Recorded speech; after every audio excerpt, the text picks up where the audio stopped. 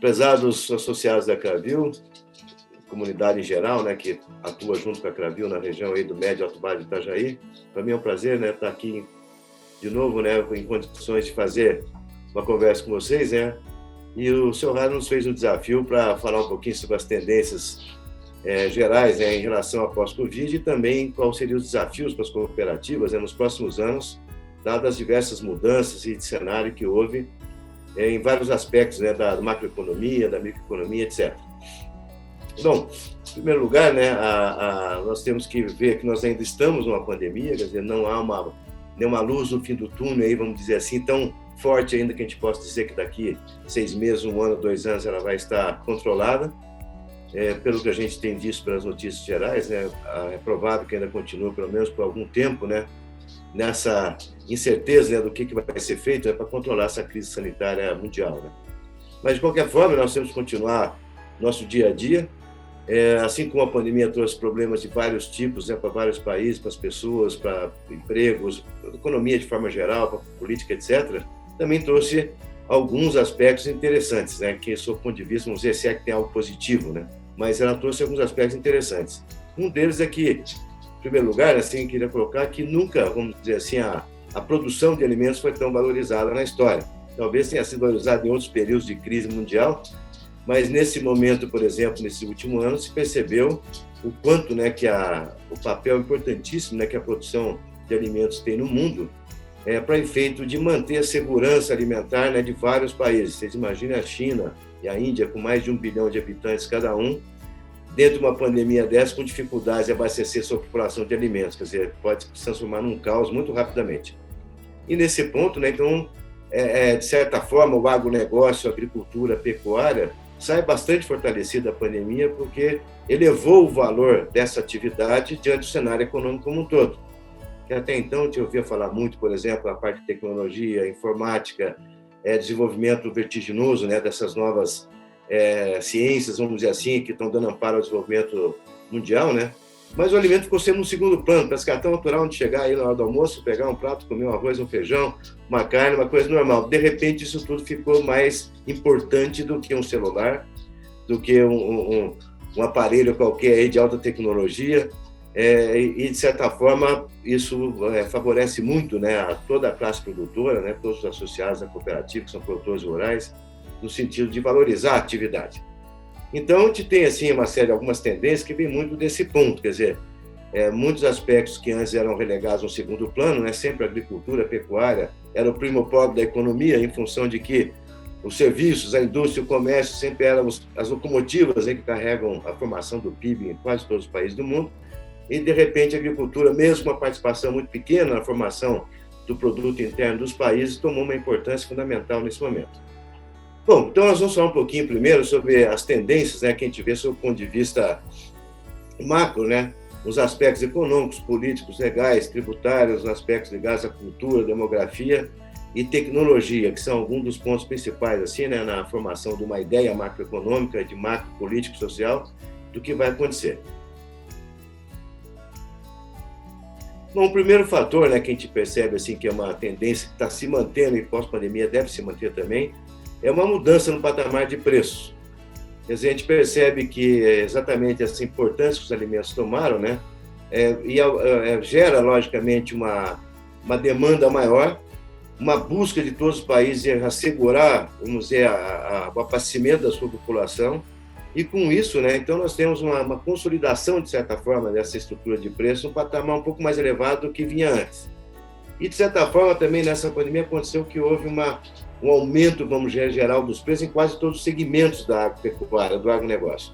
Não foi só o preço de um produto ou outro que subiu, quer dizer, subiu tudo de uma vez, desde os insumos, toda a cadeia produtiva teve um crescimento conjunto, o que provavelmente ajuda uma sustentação de preços mais elevados daqui para frente. Quer dizer, o valor médio, vamos dizer assim, de produtos agrícolas e pecuários vai ter um patamar um pouco superior, que ele vinha numa tendência já de muitos anos, de uma tendência de redução gradativa, né, na medida que a tecnologia levou a produtividade e a condição de abastecimento. O segundo ponto também que ainda ajuda na questão do preço é que nós temos uma demanda em longo prazo muito forte. Nós temos uma consolidação da China como um dos maiores consumidores de alimentos do mundo e sem capacidade de abastecer a sua população de maneira completa. Então, eles dependem da importação de matérias-primas do mundo inteiro. O Brasil tem na China o seu maior cliente de exportação de soja, praticamente 70% das nossas exportações de soja vai para a China. É um dos maiores clientes também na exportação de carnes, de maneira geral, né, para o abastecimento dessa população. E a China passou por problemas como peste suína e problemas da produção também, que elevaram essa busca de produção no mundo inteiro, né, nesse sentido. Então, o segundo ponto que a gente vê é um florescimento da Índia. Quer dizer, a Índia, apesar de ser hoje ainda um país com uma riqueza um pouco abaixo, vamos dizer assim, da China, ainda não é um dos maiores do mundo, mas pela população que tem, pelo padrão de tecnologia que eles estão desenvolvendo, é um dos países mais bem desenvolvidos na parte de tecnologia de informação, biotecnologia, etc., estão muito preparados para isso, né? Vai se constituir futuramente num tremendo mercado, assim como a China é atualmente. Então, de vislumbra que para os próximos, talvez 20, 30 anos, uma sustentação do consumo mundial de alimentos, principalmente nos alimentos que o Brasil exporta de maneira mais decisiva, né? O que deve sustentar, então, por exemplo, preços razoáveis, né, dentro desse patamar, fortalecendo, logicamente, a produção. Perdão. O Brasil, nesse ponto, ele se fortalece muito, porque, em nível mundial, nós temos poucos países com capacidade de abastecer de maneira tradicional a alimentação do mundo. É os Estados Unidos, que é o maior produtor mundial de alimentos, quer dizer, no sentido da área enorme que eles têm de plantio, padrão de tecnologia. O Brasil, que é muito competitivo, compete de igual para igual com os Estados Unidos em termos de capacidade tecnológica, produtiva, industrial, etc. Uma agroindústria fortíssima. Temos a Argentina também, que tem uma área muito boa. Lá na Europa, né, existem países como a Ucrânia, alguns países que têm também, são países com territórios maiores e com condições, vamos dizer assim, ambientais que favorecem a produção rural, tanto a criação. A grande diferença que a gente vê do Brasil, Estados Unidos e Argentina é que a gente tem capacidade de produzir tudo. Quer dizer, não temos culturas sazonais. Você pega a Europa, por exemplo, é um grande produtor, o Canadá, um grande produtor de trigo, mas não tem, vamos dizer, condições climáticas, né, e ambientais para a produção, por exemplo, de soja, etc., de outros alimentos. Mesma coisa acontece na Europa, país com territórios pequenos, apesar que a população está estável, né? Mas então nós temos assim, quer dizer, esses países vão se fortalecer muito na exportação, muito no abastecimento mundial. Então isso gera uma vantagem competitiva para um país como o Brasil, né? Que vai ser bastante demandado em relação ao abastecimento mundial daqui para frente. Uma segunda grande tendência que a gente vê é uma série de... Durante a pandemia isso aconteceu, vai ficar algum resquício pós-pandemia, a gente não sabe exatamente o tamanho, mas vai ficar alguma coisa, que são as políticas protecionistas na parte da produção agrícola e agroindustrial de alimentos. Todo mundo está tentando ter segurança alimentar nesse momento. Então a gente percebe muito assim, por exemplo, que a China e a Europa, que têm dificuldades de produção para abastecer a sua população, estão investindo fortemente, por exemplo, nos países africanos, no sentido de desenvolver em parceria, né, com esses países, são países muito pobres, com muita dificuldade, do seu ponto de vista de padrão econômico, padrão de consumo e padrão de saúde, etc., né? Mas há investimentos fortes no sentido de criar uma outra base produtiva no mundo que fique, de certa forma, independente um pouco em relação aos Estados Unidos, Brasil, Argentina, que são os maiores exportadores hoje de alimentos nesse sentido, na Austrália, etc. Então, eles estão dando muito valor à produção local. Com isso, aconteceu o quê? Muitas barreiras tarifárias foram criadas para impedir a importação, ao mesmo tempo valorizando a produção local. No sentido, isso aconteceu também no Brasil, quer dizer, nós tivemos aqui no Brasil, durante esse período mais grave da pandemia, um trabalho muito forte, assim, por exemplo, das prefeituras, dos estados, buscando valorizar o que é local. Vamos consumir dentro da nossa região, dentro do nosso círculo aqui mais próximo, para valorizar isso aí. Então, essas parcerias foram fortemente estabelecidas, porque se pensava, né, que ia ficar muito mais grave o aspecto do abastecimento em função da dificuldade de transporte, etc., né? Quer dizer, que havia de certa forma, uma ruptura, né, dos canais de abastecimento a nível mundial. Aconteceu parcialmente, durante aquele período mais crítico ali, desde abril até o mês de julho, agosto, né? Houve muitos problemas portuários, problemas em terminais, aeroportos, problemas de transporte rodoviário, falta, né, de produtos em geral para abastecimento das indústrias, mas isso, de certa forma, se regulou, quer dizer, sempre há essa autorregulação, né? Então, essa valorização local gerou essa base tarifária, como um instrumento de proteção da produção local. Não deve se sustentar, a não ser que essa proteção se transforme em padrão de tecnologia e competitividade ao mesmo tempo, porque ninguém está disposto a pagar mais caro se pode pagar mais barato por um bom produto. Então, quer dizer, por mais que hoje haja essa valorização imediata, no médio e longo prazo ela não se sustenta forte, porque a roda da economia gira e a competitividade é o que vai determinar quem vai sobreviver ou não nesse momento. O terceiro ponto importante, né, que também vem da pandemia, assim como uma tendência que vai se manter cada vez mais forte, e isso tem um papel muito grande em termos de um reflexo para a área de produção da agricultura e da pecuária, que é a exigência de produção sustentável.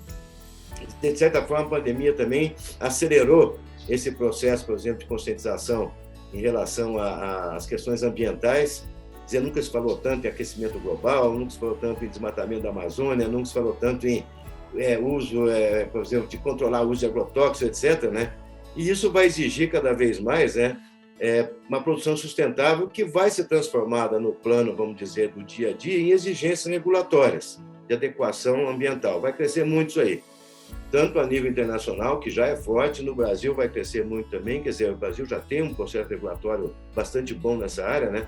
Mas aí do controle é que é a falha. Então, isso deve crescer muito e, logicamente, nós que estamos envolvidos com a produção rural, vamos estar, de certa forma, na alça de mira desse povo. Como é que vocês estão produzindo? Se a produção é boa, se tem trabalho escravo, se não está desmatando demais, se não está assoreando os lençóis freáticos ou os rios que nós temos, né? Se não está criando problemas de reflexo ambiental. Então, isso vai gerar uma necessidade muito grande, né, da questão de rastreabilidade, de onde vem a produção, quem que é o produtor, a origem, certificações de maneira geral, quer dizer, grande parte da população consumidora exige isso. Existe um estudo que a gente teve acesso outro dia para avaliar, em que em torno mais ou menos de 60% dos consumidores mundiais têm preocupação com o meio ambiente, e hoje 25% a 30% dos consumidores do mundo inteiro já olham a origem do produto, de onde ele vem. E, lógico, como as notícias circulam, nós estamos num mundo global em que rapidamente, né, qualquer tipo de acontecimento é rapidamente distribuído no mundo inteiro, né? Então, nós temos que tomar um cuidado muito grande em preservação da imagem, né? E a preservação da imagem vai exigir de nós, né, que atuamos na área agrícola, vamos dizer, um maior respeito a toda essa condição. Quer dizer, não dá mais para fazer como foi no passado, né? Hoje isso faz parte do nosso dia a dia. Grande parte dos agrotóxicos futuramente vão ser banidos, quer dizer, aqueles que comprovadamente geram qualquer tipo de malefício, né, já estão o Brasil mesmo tem cancelado o uso de vários agrotóxicos. Na Europa, mais de 70 agrotóxicos antigos já não podem mais ser usados. Está se trabalhando nisso. E a ideia, logicamente, é criar uma agricultura sustentável, em que nós vamos partir, daqui a algum tempo, para fertilizantes, vamos dizer, mais orgânicos, uma mistura de químico com orgânico que reduz o impacto ambiental, sementes, por exemplo, a transgenia, todo esse trabalho de biotecnologia, né, vai ajudar muito no sentido de redução de uso de agrotóxicos na agricultura. Quarto ponto importante, né, que nós vamos ter aqui é uma reforma geral em termos de participação do país como um todo na busca, que seja mais um plano interno, quer dizer, nós vamos precisar de um plano interno criar condições de nos manter competitivos nesse mundo modificado.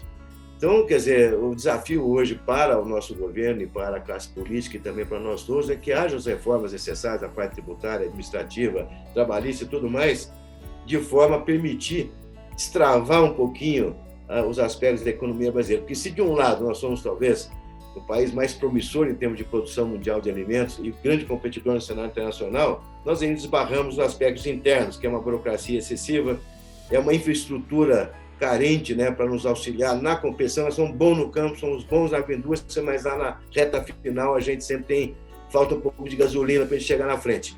Então, quer dizer, nesse sentido, nós temos que arrumar muito a questão portuária, a questão de estradas, a questão de armazéns, a questão de infraestrutura também, na parte de crédito, para poder promover todo esse desenvolvimento aí, né, no sentido geral. Isso, de certa forma, vai exigir muito daqui da nossa classe política e do governo. Nós vamos ter que ficar de olho e pressionar esse pessoal para que eles façam as coisas no sentido de promover, né, essas condições básicas para a gente continuar produzindo bem e fazendo aquilo que eles sabem fazer melhor, que é produzir alimentos para o mundo. Então, isso deve, em função das dificuldades, nós podemos ter um aumento da participação do setor privado na infraestrutura, dado que o país não tem recursos para investir. Quer dizer, o governo vai ter que gastar muito para pagar a conta, então sobra pouco para investimento. É o que acontece com todos nós no dia a dia, né? Gastou demais, a gente tem que controlar as despesas e acertar o nosso caixa primeiro antes de fazer isso. Então, vai ser muito importante essa participação do setor privado, as parcerias público-privadas, de forma a promover esse desenvolvimento, esse investimento necessário, que só por conta do governo isso não deve sair. Então, se nós não tivermos capacidade de gerar riqueza, de fazer o nosso PIB aumentar de maneira relativamente agressiva nos próximos anos, a carga tributária vai aumentar. Não tem outro jeito da gente fazer isso aí. Ou aumenta a produção, para ter uma base de arrecadação maior, né? Uma base maior para gerar esses recursos necessários para manter as políticas sociais e de desenvolvimento do nosso país, ou senão nós vamos amargar aí um aumento de carga tributária que não é bom para ninguém, né? No sentido que você deixa de investir, às vezes, para poder pagar tributo e força muito as empresas no geral, né? Nós vimos caminhando bem, né? Numa certa desregulamentação do setor, mas agora é iminente, né, que você faça uma reforma tributária forte, divida bem essa questão toda. Então, e por fim, né, eu acho que nós temos uma condição em que os preços vão nos ajudar a aumentar a produção. Tive esse ano assim, a animação, né, que está todo o setor agrícola, a pandemia deu essa aceleração de preços, o aumento do dólar junto, que a gente gerou uma tempestade favorável, né? Perfeita, favorável. Você teve aumento do dólar, aumento de demanda, aumento de produção. Então, acho que nunca o setor agrícola teve um ano tão bom como o ano 2020, fazia muito tempo, né? Nesse sentido geral. E 2021, aparentemente, vai ser um ano tão bom ou até melhor do que o ano de 2020, porque nada mudou. Quer dizer, as mudanças, por enquanto, nós ainda estamos nesse processo e provavelmente vai virar ainda, vamos dizer, o novo normal para o futuro, né? Vai ser esse. Para nós é muito bom, né? Nessa questão, então, agora, mudando do plano político para o plano tecnológico, ambiental tecnológico, nós vemos o seguinte, a pandemia acelerou determinados aspectos, principalmente na questão de tecnologia. Quer dizer, nós vimos assim uma aplicação muito forte da tecnologia na área de informática, ligado até que é um setor que cresceu nesse momento de pandemia, cresceu 10% do setor de informática, né, em termos gerais, de TI. Por quê? Porque se percebeu a importância disso aí em termos de apoio a todas as áreas da produção e da economia como um todo. Então, nós tivemos, por exemplo, um crescimento muito forte dessa área de TI, né, que auxiliou muito. E essa área, de certa forma, está desenvolvendo instrumentos cada vez mais eficazes para o trabalho na agricultura e na pecuária. Então, nós temos hoje, por exemplo, deve haver, nos próximos anos, uma tendência muito forte para quê? Nós temos que trabalhar para usar a tecnologia para a redução de custos e elevar a produtividade. Esse é o nosso desafio na área produtiva. Quer dizer, como utilizar esses instrumentos de tecnologia em todos os aspectos, tanto no aspecto de informática, como tecnologia de produção, a biotecnologia, tudo que vem nesse sentido, né, para melhorar o nosso desempenho em termos de produtividade e, ao mesmo tempo, trabalhar para reduzir custos, nos tornar competitivos e, logicamente, facilitar a vida de todo mundo. Então, nós vemos muito o seguinte, que a informatização e a automatização vão crescer cada vez mais dentro da área rural. Quer dizer, nós temos já em alguns lugares, em testes, né, coletadeiras e caminhões que são controlados por computador, não tem motorista, não tem piloto, não tem nada, que vão, logicamente, reduzir custos, dar maior produtividade, trabalho de dia, de noite, com chuva, quer dizer, muda tudo. A mão de obra vai diminuir bastante na área agrícola, na área pecuária, substituída por esse padrão de tecnologia. Não é que ela vai diminuir, ela vai exigir outro tipo de mão de obra. Se antes eu precisava de um peão que sabia caipir, talvez agora eu precise de um peão que saiba manusear um computador ou um programa, um aplicativo, né, para poder trabalhar. Os drones estão sendo cada vez mais usados na agricultura também, para ter rastreamento, por exemplo, de onde está tendo praga, que tipo de problema está tendo na produção, como é que está indo o momento de plantio, etc. Outro aspecto fortíssimo é a tecnologia para rastreabilidade, para assegurar a procedência dos produtos, assegurar a qualidade. A biotecnologia também está com desenvolvimento muito forte nos próximos anos, criando vários tipos, né, de apoio, principalmente sementes, que vão cada vez ser mais resistentes a pragas, se adaptar cada vez melhor a sistemas ambientais adversos.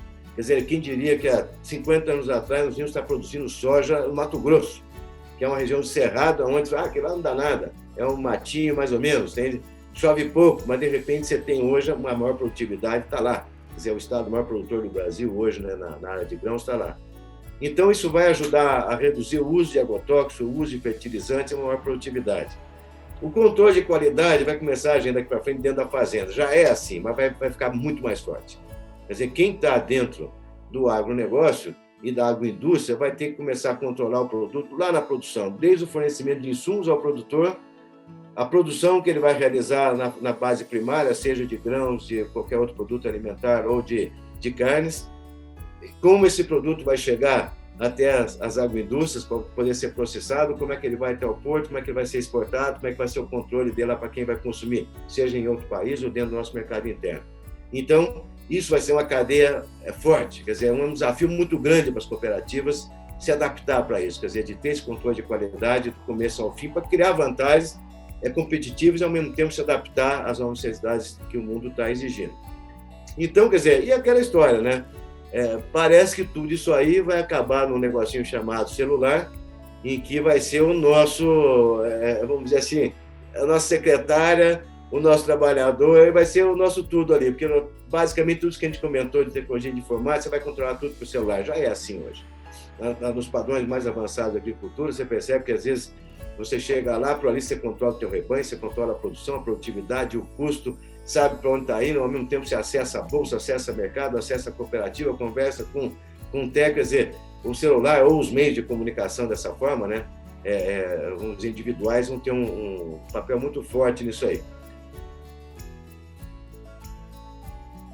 Quer dizer, se no Brasil ele vinha meio devagar, ele deu uma acelerada brutal. Quer dizer, de repente ninguém mais saía de casa, todo mundo começou a fazer compra, porque eu mesmo nunca tinha feito muita preocupação para fazer compra online, né? De repente você está lá manuseando aquilo lá e se acostuma com aquilo e acaba virando parte do teu cotidiano. É um comportamento que vai ficar daqui para frente. Nós tivemos uma mudança muito grande também no padrão de consumo, né? Quer dizer, nós tivemos uma queda brutal, né, nesse setor de restaurantes e bares. Infelizmente, é um dos setores que mais sofreu, está sofrendo com a pandemia. Está fechando portas todo dia, quer dizer, são pequenos negócios que dificilmente vão voltar a funcionar, né? Por quê? Porque nós voltamos a comer em casa, voltamos a ter nossa alimentação no dia a dia em casa, ao mesmo tempo diminuiu a possibilidade desse pessoal abrir as portas para atender todo mundo pela necessidade de controlar a transmissão do vírus, né? Então, isso levou a uma mudança de comportamento e, ao mesmo tempo, levou a uma mudança da forma como nós nos relacionamos com a aquisição de alimentos de maneira geral. Então, inclusive no agronegócio, nós vemos hoje, por exemplo, já grandes players do mercado, como a Amazon, falando que vai entrar no mercado do agronegócio para vender fertilizante defensivo, remédio, etc. O Magazine Luiza, através do Magalu, já oferece lá uma série de produtos nesse sentido, como um site hospedeiro de outros comerciantes nesse setor. Então, nós temos que nos acostumar com isso. Quer dizer, vai ser uma rotina daqui para frente. Isso já está mais acelerado em alguns países onde é mais avançado esse processo, né? Mas para nós aqui a aceleração foi muito rápida, nós temos que nos acostumar e aprender a mexer com isso. E por fim, no último plano aqui que a gente gostaria de comentar, no plano cultural e demográfico, né? Nós temos algumas mudanças de comportamento do consumidor que são importantíssimas. Quer dizer, o consumidor agora vê alimento como sinônimo de saúde, ele está mais, vamos dizer assim, exigente em relação ao que ele vai comprar. O nível de desperdício caiu muito nesse sentido. Quer dizer, o pessoal começou a adquirir aquilo que realmente vai consumir, começou a ver o que tem lá começou a ler aquelas bulazinhas que vem lá nos alimentos, quanto tem de proteína, de carboidrato, de vitaminas, etc. E aquilo passou a ser um sinônimo de saúde para você ter uma capacidade maior de resistir, vamos dizer, não só ao coronavírus, mas qualquer outro tipo de vírus ou de bactéria que existe por aí, né? Os produtos orgânicos cresceram muito nesse sentido também, por terem um maior equilíbrio, né, na questão da produção, o aspecto de qualidade, o aspecto de validade do produto. O consumidor está mudando, e mudando rapidamente. Ele está se informando. E aquilo que antes ele nem ligava, que ele pegava qualquer iogurte, qualquer pedaço de carne, qualquer saquinho de feijão no mercado e jogava no carrinho, agora você vai lá, você vê todo mundo pegar, olhar o rótulo de onde vem, o que produz, qual é que tem. Então, mudou. Isso aí passou a ser algo que vai ser daqui para frente, né, bastante forte, cada vez mais, e que continue assim, que é uma forma da gente também conscientizar, né, como é que as coisas funcionam. E em relação ao consumo interno no Brasil, é mais uma tendência nacional aqui, nós temos uma certa incerteza em relação à capacidade de compra, que nós vamos passar por um período complicado agora, né, que o auxílio emergencial talvez volte por um período curto, mas um valor menor, vai sustentar um pouco ainda talvez o consumo, mas ninguém sabe ainda o grau que vai ficar de resíduo disso. Quer dizer, se fala muito que muita gente já ultrapassou a linha de pobreza, o desemprego formal aumentou, nós estamos saindo de 12% para 14% a nível nacional, quase 1,5 milhão de pessoas a mais, né, que estão fora do mercado de trabalho, que antes estavam de carteira registrada. Ninguém sabe como é que vai ficar a economia informal, né, que está voltando a funcionar e que é muito grande no Brasil, né, quer dizer, é um pedaço forte da nossa economia, vem da economia informal. O nível de massa salarial também está se mantendo nesse período, mas pode ser que ela se reduza um pouco dependendo do caminho. Então, o consumo é um pouco incerto no plano nacional. Isso, logicamente, se reflete em alguns produtos, como, por exemplo, o consumo de leite, o consumo de arroz, o consumo de feijão, né? Que são produtos aí que os produtores da Cravil produzem com maestria, né? Deve haver oscilações de preço desses produtos, mas dificilmente eles cairão a um patamar muito menor do que estão agora. O que é importante é a gente regular a oferta e procura. Quer dizer, no primeiro momento houve um aumento de procura muito grande. O auxílio emergencial colocou um monte de gente dentro do mercado consumidor, que agora vai sair devagar. Então, nós temos que ter bom senso de não achar que isso aí vai virar um processo eterno, não. Tem que ter bom senso para regular a produção, sustentar os preços, porque tem que ser sustentado para equilibrar toda a economia, de certa forma, nesse aspecto geral. Então, desse ponto aí, né, quer dizer, são alguns pontos importantes que a gente pegou assim, em relação às tendências, né, que são tendências iguais para todos, os que estão no mercado, no agronegócio e dentro do mercado como um todo, né, e dá uma base em sentido geral. Alguns pontos agora para a gente mudar um pouquinho o tema aqui, né, quer dizer, no Brasil, ele é um dos poucos países com capacidade para atender o crescimento da demanda mundial de alimentos, tanto interna quanto externa. Se nosso consumo aumentar aqui, já vai faltar produto. Quer dizer, nós temos hoje um consumo reprimido muito grande ainda, né? Em termos de quantidade de carne, quantidade de leite que cada nosso habitante aqui consome. Nós temos muito para crescer nisso ainda, basta crescer a renda. Nós podemos ampliar muito a produção com baixo impacto ambiental. Quer dizer, nós temos tecnologia e produtividade para não precisar de ficar desmatando de maneira desordenada, como às vezes vem acontecendo. Não. Gente, quando você olha a estatística e vê lá que, em geral, o pessoal está produzindo um boi por hectare numa pecuária extensiva, isso é horrível. Porque você tem condições com tecnologia de colocar 5, 6, 7 coisas no mesmo hectare. Não precisa de ampliar a área. Quer dizer, basta aplicar a tecnologia, melhorar esse padrão. Isso vai ser exigido, gente. Não vai ser difícil adaptar. É mais uma questão, não é o ambientalista que vai ficar de olho na gente como se fosse um fiscal. Não, ele está defendendo o interesse dele, como nós temos que defender o interesse nosso, nós fazemos parte também desse universo, né? E que temos que nos preocupar com isso. E nunca diria. Meu pai foi produtor rural a vida inteira e ele era mais preocupado com o meio ambiente 50 anos atrás que qualquer pessoa que eu conhecia. Ele não deixava desmatar, etc., porque ele sabia o valor daquilo lá. E todos nós sabemos. Às vezes a imprensa, às vezes, da forma geral, como aparece, né? Poucas pessoas, às vezes, que fazem um estrago geral em alguns aspectos ambientais, né? Acabam prejudicando toda uma estrutura, né? Que trabalha de maneira muito honesta, adequada e defendendo os interesses. Nós precisamos de ajustar a infraestrutura no Brasil, né? Para poder fazer frente a essa demanda mundial de alimentos e, ao mesmo tempo, crescer em termos de competitividade e investimentos fortes no setor. Quer dizer, o agronegócio é um setor muito atrativo, né? É competitivo, quer dizer, nós somos um baixíssimo índice de subsídio que a gente tem no Brasil, nós competimos de igual para igual com a Europa, com os Estados Unidos, com qualquer país do mundo, inclusive com indicadores de produtividade superiores aos deles hoje. Nós somos um país competitivo no agronegócio. É por isso que o agronegócio sustentou, de certa forma, a pandemia. Enquanto o setor de comércio teve uma queda brutal, o setor de serviços uma queda brutal, o agronegócio sustentou uma taxa de crescimento muito boa, no sentido geral.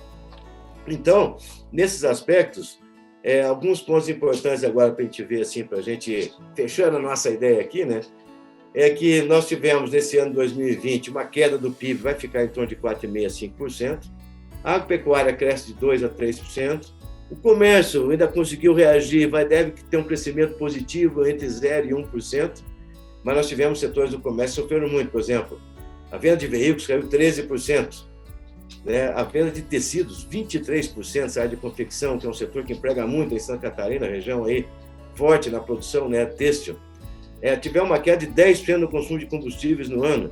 Por outro lado, o material de construção cresceu 10%, o supermercado aumentou 7%, as vendas em geral, a eletrodoméstica cresceu 10%, equipamentos de informática, em geral, 10% de crescimento. O setor de serviços é o que mais sofreu. Ele vai ter uma queda em torno de 6,5% a 7% nesse ano. E os principais fatores também, você vê como é desigual, né, o impacto da pandemia. O transporte aéreo é 45% menor esse ano que era em 2019. Terrestre, 10%. Por outro lado, os serviços de tecnologia da informação crescem em torno de 10%, e a área de alojamento e alimentação, que foi que mais sofreu, uma queda de 30%. Vocês imaginem um estado como Santa Catarina, né, que é um estado turístico, que tem, vamos dizer assim, um afluxo, né, de argentinos, de brasileiros, no período de verão enorme, né? E, de repente, você teve esses hotéis, restaurantes com uma queda de 30% em geral. Aonde ainda tem turismo, ainda a coisa se sustentou um pouco, porque, de certa forma, o brasileiro esqueceu um pouquinho a pandemia nesses últimos meses, aí foi para a rua, né? Foi para a rua, foi para a praia, foi para todo lugar. Ajudou. Mal para a pandemia, porque aumentaram os casos, aumentaram as mortes, etc., né? Mas para a economia, de certa forma, ajudou. É uma pena, mas é assim, né? Mas, de certa forma, é um setor que sofreu muito. A indústria também tem uma queda de 4,5%. A indústria automobilística caiu 28% da produção, o comércio caiu menos porque o valor subiu. Quer dizer, produziu menos carros, mas os carros subiram de preço. Produziu menos, os alimentos cresceram só 4% da produção, mas em preço subiram 10%, 15% na média geral. Aí na região também, que é uma região produtora de fumo, né, aumentou 10% a produção de derivados de fumo. Já, por exemplo, produção de cimento cresceu 12%, material de limpeza cresceu 3%. Então, mas em compensação, você teve uma queda de 28% no automóvel, uma queda de 25% na produção de ferro, que são setores fortíssimos da economia industrial. Nesse mix todo, nós vamos ficar aí com um crescimento mais ou menos de 4,5%. O setor agroindustrial, quer dizer, a pandemia foi positiva, de certa forma, porque a produção de suínos aumentou 3%, de óleos vegetais aumentou 4%, margarinas e gorduras 10%, o açúcar 24%, a produção de fertilizantes 5%, tratores e máquinas agrícolas 6%, quer dizer, todo o setor movimentou a roda. E por isso que o agronegócio teve essa expansão que teve, né, e sustentou muito, quer dizer, o Brasil deve muito ao agronegócio nessa pandemia, porque eu não estou falando do agronegócio, só agricultura, toda a estrutura industrial que está por trás de insumos, de fabricantes, de tecnologia, de tudo, né? Quer dizer, ela movimenta 30% da economia brasileira, de certa forma. Então, sustentou isso aí. A soja, né, se tornou, vamos dizer assim, a cereja do bolo, em termos de produto de exportação, produto de consumo, né? A gente vê uma tendência, uma migração, né, de muitos produtores para a soja. Quem plantava feijão, por exemplo, o feijão dessa safra inicial aqui de janeiro, fevereiro, vai ser horrível, porque todo mundo plantou soja, quer dizer, todo mundo foi para lá, porque a tendência é melhor, feijão produto do mercado interno, o preço oscila muito, etc., né? Então, a gente vê assim que o Brasil deve se consolidar fortemente como um grande exportador de alimentos, né? E tem capacidade forte. A China é o nosso maior cliente hoje. Quer dizer, a soja é o principal item da pauta de exportações. Os 10 itens mais exportados do Brasil, 5 são do agronegócio. É o milho, é a carne, é a soja, é o açúcar, o café. Quer dizer, eles fazem parte desse grupo dos principais produtos. Então, a importância, gente, do agronegócio é brutal dentro da economia. Talvez a gente mesmo não valorize tanto, mas nós temos que transformar essa importância econômica numa força interna, política, etc., para fazer valer as necessidades que a gente tem também nesse sentido. Do ponto de vista, vamos dizer, interno, nós vamos ter para 2021 um dólar aí variando de 5,20 a 5,30, não deve cair disso, também não deve subir muito. A inflação vai girar em torno de 3,5% a 4,5%, vai ficar dentro da previsão, né? Juros vão crescer um pouquinho, mas a Selic não vai passar de 3%, 3,5%. Nós precisamos de juro baixo nesse momento para a economia crescer, né? Desemprego deve se manter um pouco mais elevado. Nesse ano que passou, quer dizer, nós exportamos 210 bilhões de dólares e nós temos que tratar bem o nosso maior cliente, que é a China. Quer dizer, a China comprou 70 bilhões, 210, 30% que foi exportado foi para a China. E basicamente em soja, ferro e outras matérias-primas, petróleo, etc., que o Brasil exporta para lá. O saldo da balança comercial vai ser forte, né, em torno de 51 bilhões, graças ao agronegócio. Que o Brasil, por mais que a gente queira aumentar a produção industrial, ser um país industrializado e exportar produtos manufaturados, o que nós somos bons mesmo é na produção rural, na produção agrícola, e a gente sabe fazer isso bem feito, e não adianta a gente sonhar com outras coisas, vamos ser competitivos nisso, e é importante para o mundo, é importante para nós também. Só vamos tentar transformar a nossa matéria-prima em produto acabado, mas continuar exportando através de produtos nesse sentido geral.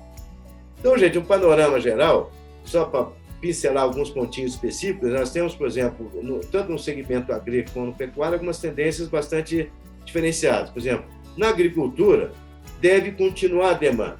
O arroz tem que tomar um pouco de cuidado, porque é um produto muito de consumo interno, e, logicamente, ele teve um crescimento de consumo muito elevado em função do auxílio emergencial, que ajudou muito por ser um produto básico, como ajudou o consumo de leite e de feijão, mas essa redução deve se impactar um pouquinho nesse mercado. Deve cair um pouco os preços, que nunca estiveram tão altos, nós tivemos arroz a R$100 aí a saca lá, o produtor, né? Quer dizer, preço altíssimo nesse sentido, né? Mas se espera uma manutenção de consumo em geral, né, de produtos alimentares como arroz, feijão, etc., dentro do patamar adequado. Nós temos que regular bem a oferta e procura nisso aí, né? A produção brasileira deve crescer um pouco esse ano, mas ainda é uma produção que é quase que insuficiente até para ser o mercado interno. Já, por exemplo, nos grãos, especificamente milho e soja, vai continuar com uma tendência altista de preço por algum tempo. Quer dizer, a soja está com uma busca imensa no mercado, quer dizer, a comercialização dessa safra 2020 já está feita praticamente, 70%, 75% da safra já está comercializada. Do milho safrinha, que vai ser colhido a partir do mês de junho, já tem praticamente 50%, 60% vendido. Mato Grosso já está todo vendido, Goiás, Centro-Oeste e parte do Paraná, de Santa Catarina, quer dizer, os grandes venderam. O pessoal já vendeu antecipado, porque preços convidativos, dólar bom. Então, e já sabe, 2022 também já está em fase de comercialização acelerada, tanto na aquisição de insumos como na venda. Então, é provável que soja e milho vão ter uma sustentação de preço muito boa nesse período. Oscilações para baixo e para cima, mas vão se manter num patamar acima do que vinha se mantendo até agora. No caso, por exemplo, dos produtos de insumos, ele cresce junto com a demanda. Quer dizer, aumentou a área de grãos, aumentou a produção de grãos, cresce a demanda por insumos. É mais fertilizante, mais defensivo, mais semente. Deve crescer em torno de 6% esse mercado esse ano e o ano que vem. Em 2022 vai ter um ano de crescimento. E que a gente consiga crescer uma média de 3%, 4% ao ano aí, que é excelente, né, para o nosso negócio como um todo. Nós devemos ainda ter a soja como principal item da exportação, né, dadas essas condições gerais. Na parte de carnes, quer dizer, a produção pecuária, a gente vê o seguinte: em geral, os suínos, bovinos e aves devem manter ainda preços muito bons e sustentáveis nesse próximo ano. O frango tem uma tendência a se tornar o maior produto consumido em termos de carnes no mundo, esperando a carne bovina e suína. Quer dizer, porque ele é mais barato de produzir, fácil, o tempo é mais curto, deve crescer muito isso aí. As exportações devem se manter. A bovinocultura que vai ter algum problema, porque nesse período dos últimos 2 anos, houve muito abate de fêmeas. Hoje, os produtores estão tendo que reter as fêmeas para poder garantir a produção do futuro, então a oferta está baixa. O preço da carne tem subido por causa da oferta, do dólar, tudo ao mesmo tempo. Por isso vai sustentar. Há quem diga que o preço esse ano para a carne bovina deve ficar até maior que foi 2020. Então, todo esse setor aí, né, da suinocultura, avicultura e a bovinocultura deve manter, vamos dizer, uma sustentação aproximada do que foi esse ano, com oscilações de preço bastante baixas. O leite é que talvez seja o item que possa ter mais dificuldades, porque o leite tem uma oscilação muito forte em relação à renda, né? Assim como a carne, quer dizer, a elasticidade de preços, por exemplo, do leite é em torno de 1 a 1,1, quer dizer, caiu 10% a renda, cai 10% o consumo do leite. Da carne bovina é maior ainda, é 1,3, quer dizer, cai a renda, cai mais ainda o consumo de carne bovina. Eles vão buscar outras proteínas animais, no frango, no suíno, no ovo, de forma a substituir a carne bovina. Então, a gente deve ter mais ou menos esse padrão. Bom, gente, isso aí, de certa forma, quer dizer, posições aqui de falar disso, a gente tinha muito tempo, muito assunto para discutir, né? Mas os pontos mais importantes que a gente ressalta é esses aí, né? O mercado de insumos de rações deve continuar crescendo. Portanto, o que a gente quer dizer com isso?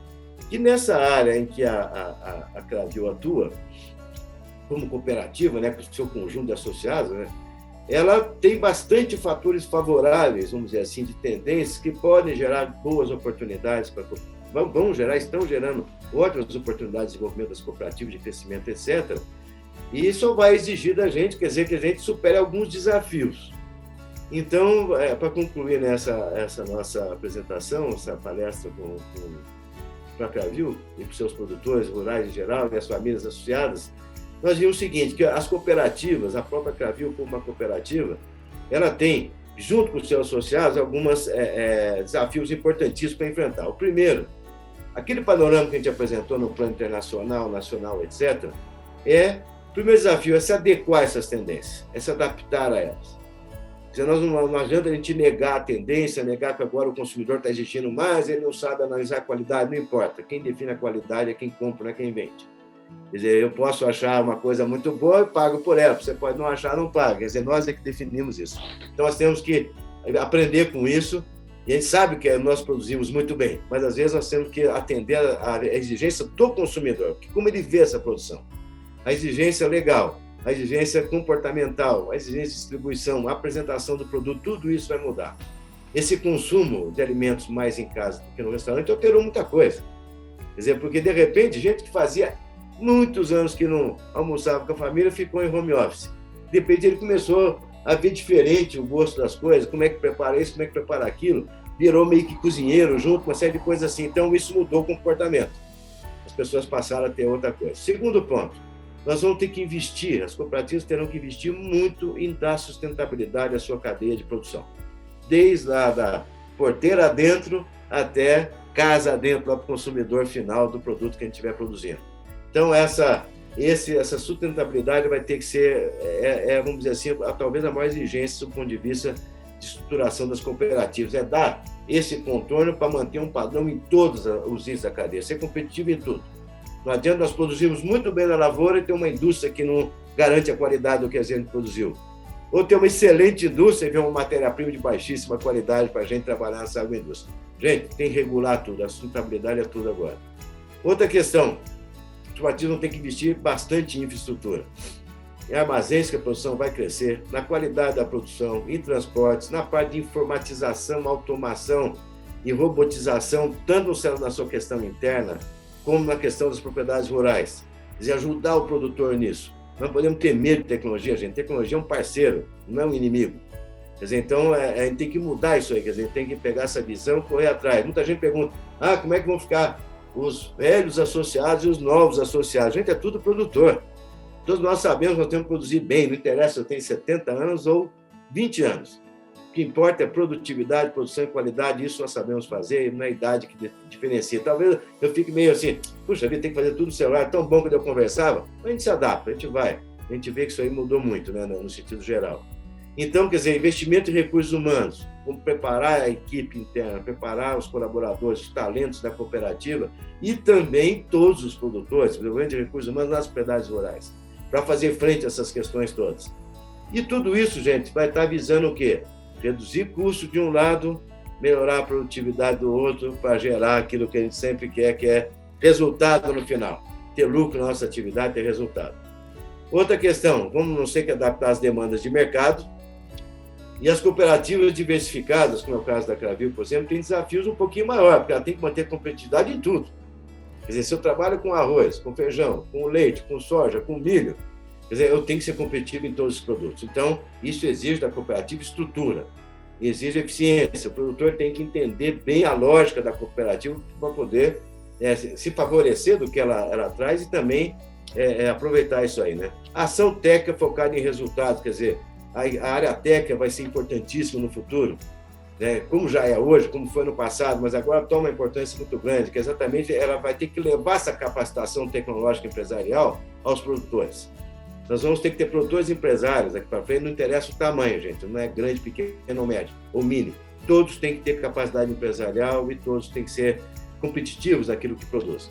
Nós vamos ter que, de certa forma, também as cooperativas equilibrar a produção frente às exigências de mercado, criar alianças estratégicas, profissionalizar e se adequar, vamos dizer assim, ao mundo digital, e-commerce e vendas online, entre inúmeros desafios. Só que eu quero destacar aqui no final 3 desafios que eu acho importantes para a gente refletir para o futuro. O primeiro, como manter os princípios da filosofia cooperativista como elo de união entre os produtores, quer dizer, como equilibrar aspectos empresariais da cooperativa, que tem que ser competitiva, atender o cliente, atender o consumidor, custos, qualidade de produção, e, ao mesmo tempo, atender os aspectos associativos da sociedade cooperativa, que é a participação do associado, que está muito ligado aos princípios cooperativos e, vamos dizer assim, aos aspectos filosóficos que o cooperativismo traz. Quer dizer, até que ponto essa tecnologia, essa geração de força empresarial está se refletindo lá no campo, como equilibrar isso? Então, um grande desafio é esse equilíbrio, equilibrar os aspectos associativos de uma sociedade cooperativa, participativa, democrática, etc., com os aspectos empresariais. O segundo nós temos que manter os princípios e a filosofia cooperativista, né, como é a de união dos produtores. Quer dizer, para determinar exatamente esses aspectos que a gente colocou. Como manter as novas gerações de produtores, os jovens de hoje, os jovens do futuro, atrelados ao cooperativismo. Esse é um outro grande desafio.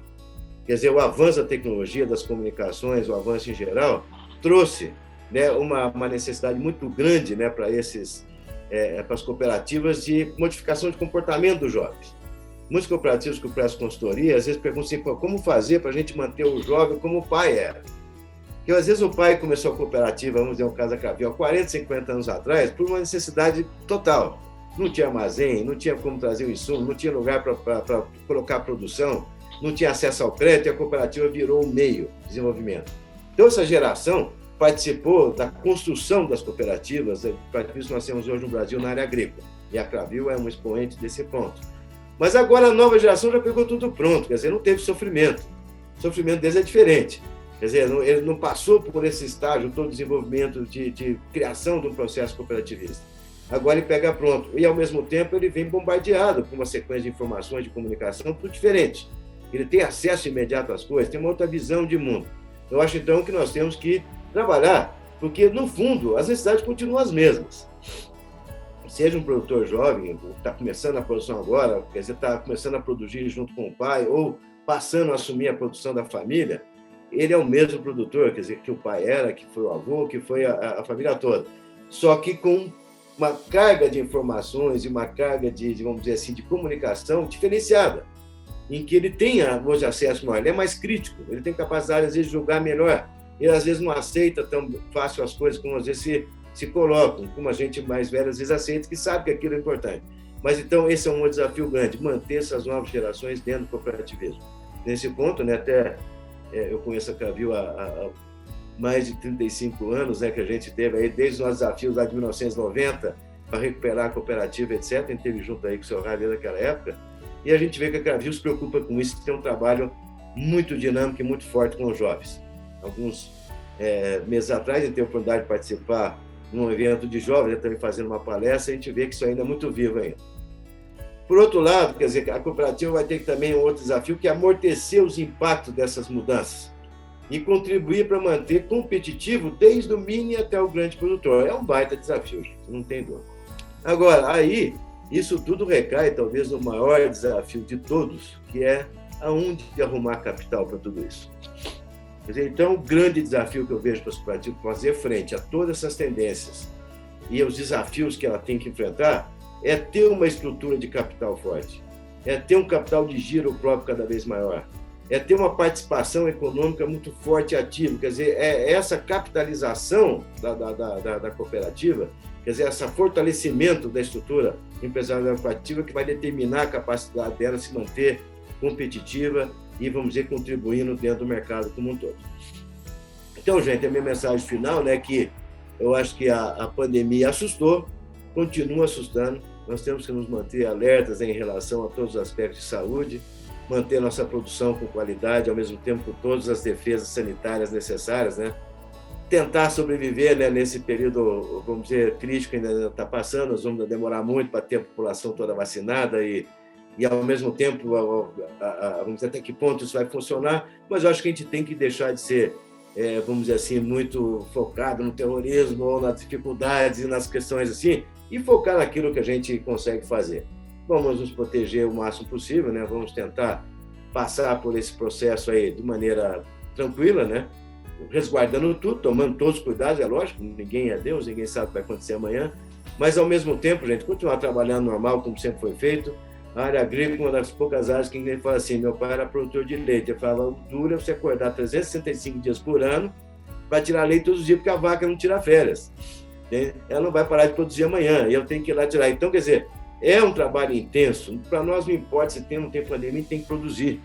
Se a gente não produzir, a vaca morre de fome, o frango não come, o consumidor não tem produto na mesa dele lá e a gente não tem dinheiro no bolso. Então, essa nossa saga é essa, e nós gostamos da agricultura e da pecuária por causa disso.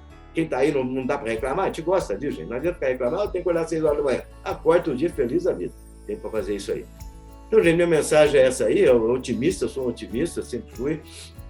Eu acredito que as cooperativas vão ter um papel brutal no desenvolvimento da economia brasileira aqui para frente, né? E elas elas são agentes de transformação do campo, somente na região sul do Brasil, centro-oeste, que é essa produção enorme, sem as cooperativas não teriam chegado onde a gente está.